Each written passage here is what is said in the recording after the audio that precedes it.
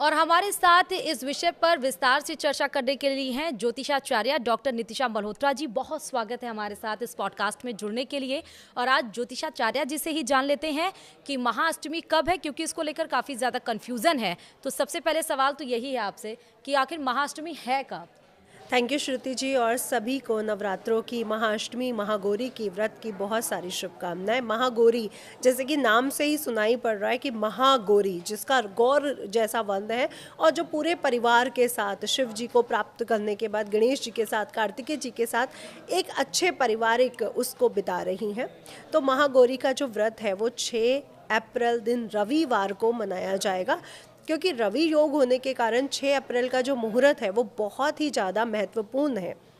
वैसे जो अष्टमी तिथि है, महागौरी की जो अष्टमी तिथि है वो 5 अप्रैल को ही लग रही है, लेकिन हम महागौरी का व्रत और जो कन्या पूजन रहेगा वो 6 अप्रैल को सेलिब्रेट करेंगे, 6 अप्रैल को मनाएंगे जी।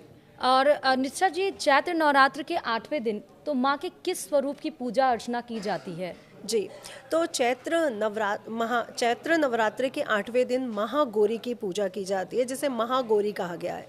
जब माँ पार्वती ने शिव जी को प्राप्त करने के लिए कठोर तपस्या करी लाखों वर्ष तक, तब उन्हें शिव जी प्राप्त हुए।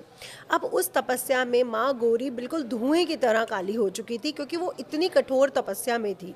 तब शिव जी ने उनका गंगा जी से अभिषेक किया और उनका गौरवर्ण, क्योंकि शिव जी को भी कपूर गौरव कहा गया है, तो गौरवर्ण माँ का उत्पन्न हुआ। और इसी गौरवर्ण को जो गणेश जी के साथ, जो कार्तिकेय जी के साथ, जो शिव जी के साथ, और शिव जी के जितने भी गण हैं, गणेश जी के वाहन है, कार्तिकेय जी का वाहन है, या उनका खुद का वाहन सिंह, उनके साथ विराजमान है। इसीलिए सभी दाम्पत्यों को कहा जाता है कि महागौरी की पूजा करने से असीम कृपाएं प्राप्त होती हैं, क्योंकि महागौरी एक बहुत भक्तिमय, बहुत ममतामय रूप है, बहुत क्रांतिमय रूप है, जो अपने भक्तों को हर प्रकार के जो उनकी मनोकामना रहती है, जो उनके मनोरथ रहते हैं, उनको पूर्ण करने में उनको मदद करती है, उनको आशीर्वाद रूप में उनकी हर मनोरथ पूर्ण करती है। और मेरा अगला सवाल ये था कि महागौरी कौन है, लेकिन आपने बता दिया विस्तार से।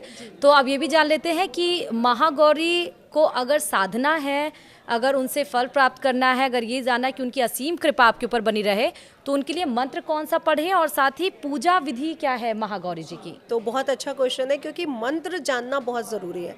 आप किसी भी देवता को, जो माँ है, जो सब असीम शक्तियों की मालकिन है, जो प्रकृति की मालकिन है, जो आदि शक्ति है, उनका मंत्र अगर आप जाप करते हैं तो उससे माँ और भी जल्दी प्रसन्न हो सकती हैं। इसलिए आपने करना क्या है, सुबह जल्दी उठिए। सर्वप्रथम रवि योग होने के कारण सर्वप्रथम आपका काम बनता है कि जो पंच तत्वों में, जो 5 देवताओं में आपको साक्षात देवता दिख रहे हैं, जो हमारे सूर्य देवता हैं, भुवन भास्कर, उनकी आराधना ज़रूर करें। उनको जल इत्यादि आदित्य हृदय स्रोत का पाठ करना है, बहुत ज़रूरी है। उसके उपरांत आप जो चौकी आपने मैया की लगाई है वहाँ पे आइए, उनका पंचामृत से अभिषेक करिए। पंचामृत से अभिषेक करने के बाद कलश पूजन, खेतरी पूजन, अखंड ज्योत पूजन, शंख और घंटा पूजन करने के बाद पृथ्वी को भी नमस्कार करना बिल्कुल मत भूलिए, क्योंकि आदि शक्ति का एक रूप माँ पृथ्वी के रूप में भी आपके साथ जुड़ा हुआ है, जो हमारी धरा है, जिस पे हम हैं, तो उनकी पूजन भी बहुत ज़रूरी। इसके उपरांत माँ को अभिषेक करने के उपरांत जो श्रृंगार है, लाल रंग, महागौरी ने वैसे सफ़ेद वस्त्र धारण किए हुए हैं, लेकिन मैं कहूँगी जो कुंवारी कन्याएं हैं, जो कुंवारे पुरुष हैं, वो सफ़ेद रंग धारण करें, और जो दाम्पत्य जीवन से जुड़े हैं वो लाल रंग धारण करके माँ गौरी का पूजन करें। यहाँ पे आप उन्हें लाल वस्त्र और सफ़ेद वस्त्र के पोशाक पहना सकते हैं। उनका श्रृंगार करना बहुत ज़रूरी है। उनको मेहंदी, इत्र, जो श्रृंगार का सामान है, चूड़ी है, चुनरी है, ये सब ज़रूर अर्पित करें। और साथ ही साथ माँ को सफ़ेद दूध से बनी खीर या मिठाइयों का भोग लगाएं। 5 प्रकार के फल रखना बहुत ज़रूरी है माँ के लिए आज के दिन, और शहद आज के दिन माँ के सामने अगर आप रखते हैं तो माँ असीम कृपा आपको प्राप्त होती है और आपकी सभी मनोकामनाएं पूर्ण होती है, क्योंकि परिवार की मिठास को भी ये दर्शाती है। माँ अपने पूरे परिवार के साथ यहाँ विराजमान है। और उनके वाहन सभी कुछ खड़ा। इट मीन्स जो हमारी भौतिकतावादी है, जो हमारा परिवार है, हमारी गाड़ी, हमारा घर है, आपका हर सपना, चाहे वो करियर को लेके हो, चाहे वो घर को लेके हो, चाहे वो परिवार को लेके हो, वो महागौरी पूर्ण कर सकती हैं। यानी अर्थ, धर्म, काम, मोक्ष की जो देवी है वो है महागौरी। इसलिए महागौरी की उपासना हम सबके लिए बहुत ज़रूरी है। तो अब जो महागौरी का विशेष मंत्र है, इससे अगर आप जाप करते हैं तो महागौरी बहुत जल्दी आपसे प्रसन्न हो जाती है। रुद्राक्ष की माला लेकर के लाल रंग के आसन पर विराजमान होकर शांतिचित मन के साथ ओम महागौरे दिव्य नमो नमः का जाप अगर आप पूरा दिन करते हैं और इनका हवन कर देते हैं, क्योंकि अष्टमी और नवमी पर हवन होना बहुत ज़रूरी है और हवन का विशेष महत्व भी है, तो अगर आप करते हैं तो आपको असीम कृपा प्राप्त होती है और आपके मनोरथ भी पूर्ण होते हैं। अर्थ, धर्म, काम, मोक्ष चारों आपको प्राप्त होते हैं। जी जी। और क्योंकि पूजा पाठ से तो सकारात्मक ऊर्जा प्रवाहित होती है, लेकिन महागौरी की पूजा से सकारात्मक ऊर्जा जो प्रभावित होती है, ऐसा क्यों है? और आपने एक चीज़ और कही कि हवन होना ज़रूरी है, इसका भी महत्व क्या है? जी देखिए, हमारे पुराणों में, ग्रंथों में, शास्त्रों में हवन को सबसे विशेष माना गया था। कहा जाता है कि जो देवी देवता हैं उनको हवन के द्वारा हम आहुति देते हैं और उनसे वो प्रसन्न होते हैं। तो माँ देवी को भी, माँ दुर्गा को के महागौरी रूप को अगर हम आहुति देते हैं तो वो उन्हें भोग की तरह स्वीकार करती हैं और वो प्रसन्न होती हैं। तो उनको भोग देने का जो सही तरीका है वो हवन के द्वारा। आप देखते हैं हवन में भी हम लोग महागौरी के दिन हलवा, पूड़ी, छोले बनाते हैं तो उसका हवन किया जाता है। या कई लोग नवमी पे मनाते हैं तो उसका हवन करते हैं। तो जब हम उस देवी, उस देवता को उस हवन के द्वारा आहुति देते हैं तो उससे वो बहुत जल्दी प्रसन्न हो जाते हैं। इसलिए हवन करने का विशेष महत्व हमारे सनातन धर्म में लिखा गया है। आप लोग गृहस्थी हैं, सूक्ष्म हवन ज़रूर करें। सूक्ष्म हवन में आप लोग बताशे देसी घी में डिप करके भी माँ का हवन कर सकते हैं।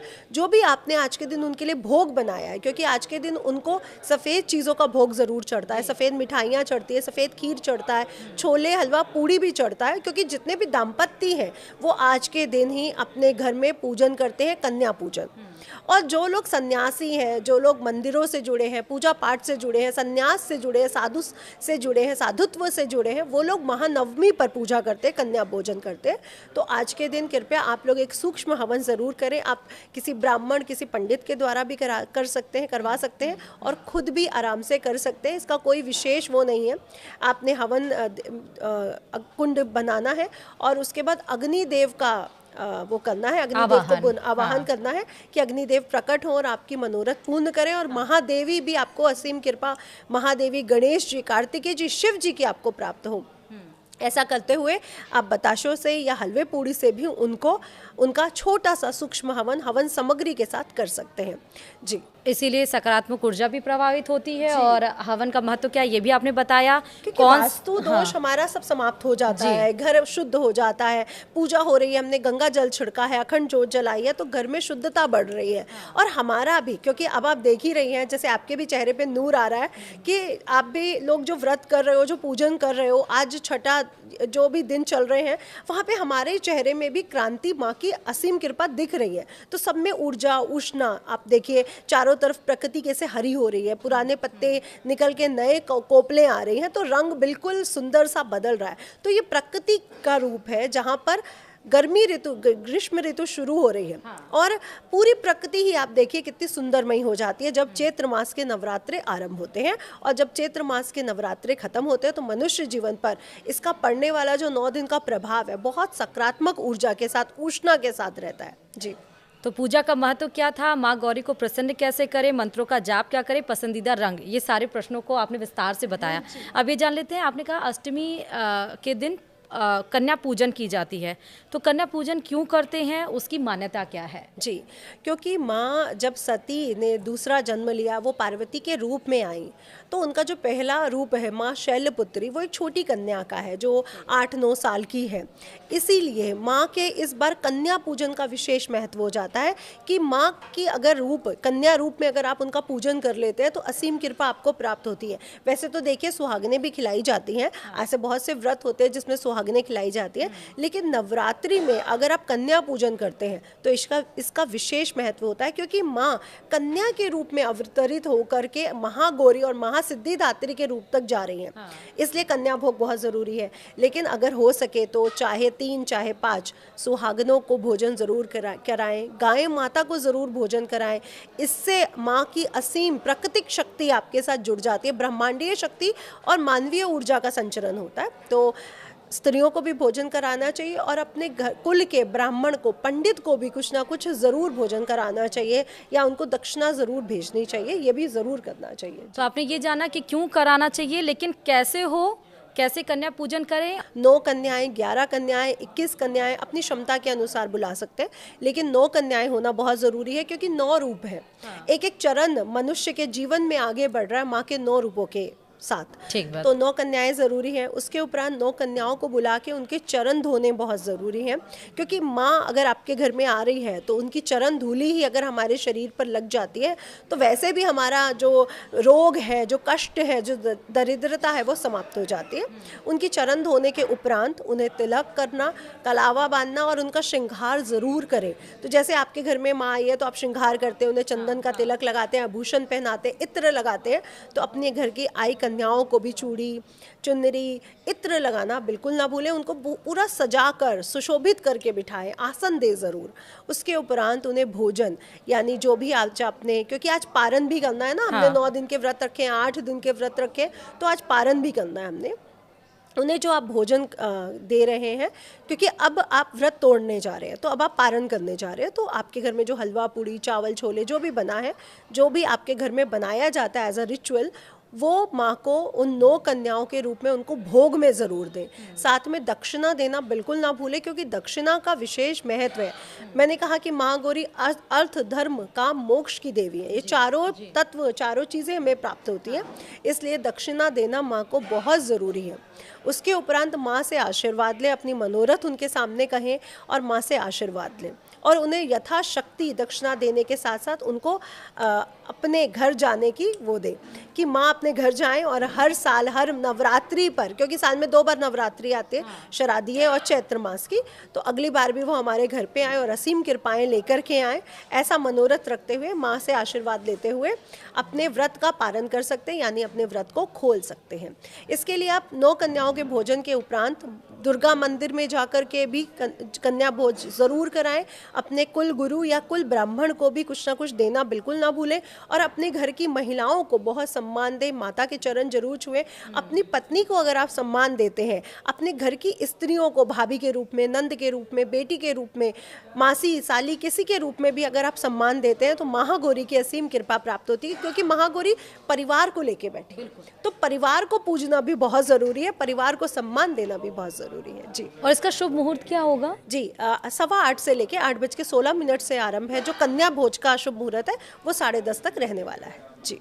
और इसी के साथ ही मुझे लगता है ज्योतिषाचार्य जी, मैंने अष्टमी के दिन कैसे पूजा की जाती है, किस स्वरूप को पूजा जाता है, क्या महत्व है, ये विस्तार से चर्चा की हो। अगर मेरे हिसाब से कुछ छूट गया तो आप बताइए। नहीं, बिल्कुल। माँ को लाल रंग का कमल और लाल रंग के पुष्प बहुत प्रिय हैं, और उनका श्वेत वर्ण है, इसलिए आप उनको बेला, चमेली और सफ़ेद कमल भी अर्पित कर सकते हैं। माँ वृषभ पर सवार है। वृषभ मतलब भक्ति, यानी आप अपने दृढ़ निश्चय के साथ आगे बढ़ रहे हैं। तो माँ, अगर आप माँ की उपासना दृढ़ निश्चय के साथ आगे करते हो, अपने परिवार को फला फूला देखना चाहते हो, तो माँ की असीम कृपा प्राप्त करने के लिए एक उपाय बताना चाह रही हूँ आप लोगों को। आज के दिन 5 कोड़ियाँ सफ़ेद वस्त्र या लाल वस्त्र में थोड़े से अक्षत यानी साबुत चावल के साथ लपेट कर अगर आप अपने घर की किचन में रख देते हो तो आपके घर में कभी धन्य धान्य की कमी नहीं होती। कई लोग कहते हैं ना कि खर्चा बहुत होता है, पैसा टिकता नहीं है, धन्य धान्य की कमी हो जाती है, तो आपके घर में कभी भी धन्य धान्य की कमी नहीं होती। इसे अपने घर की किचन में नॉर्थ ईस्ट कॉर्नर में रखें, जहाँ पे माँ अन्नपूर्णा का वास है। और अगर आपके घर में वास्तु दोष है, ग्रह कलेश है, उलझने हैं, शनि से पीड़ित है, राहु ग्रह से पीड़ित है, तो आपने उत्तर पूर्व दिशा यानी ईशान कोण में माँ के सामने 11 दीपक जरूर जलाएं, क्योंकि माँ गौरी महालक्ष्मी का रूप भी है, इसलिए 11 दीपक जलाने से आपके जीवन में जो दरिद्रता, दुख, कष्ट आ जाता है, काम नहीं बनते हैं, वो भी आपके पूर्ण होने लगेंगे। तो ये बहुत महा उपाय है आज का कि माँ के सामने अगर आप ईशान कोण में 11 दीपक देसी घी के जलाते हैं आज के दिन, तो माँ की असीम कृपा आप लोगों को प्राप्त होती है और आपके सभी प्रकार के जो मनोरथ हैं वो पूर्ण होते हैं। जी। तो आपने सुना कि ज्योतिषाचार्य डॉक्टर नितिशा मल्होत्रा ने कितने विस्तार तरीके से, कितने सरल शब्दों में आपको समझाया कि महाअष्टमी के दिन क्या करें, किस तरह आपके घर में धन्य धान और शांति और खुशी का माहौल बना रह सकता है, कैसे आप पूजन करें, कन्या पूजन का क्या महत्व होता है, मंत्र जाप हवन का क्या महत्व होता है, उनको क्या रंग पसंद है, सब कुछ विस्तार से बताया है। आपके इसी के साथ ही बहुत शुक्रिया मैम हमारे साथ इस पॉडकास्ट में जुड़ने के लिए, और इसी के साथ ही मुझे दीजिए इजाज़त। नमस्कार।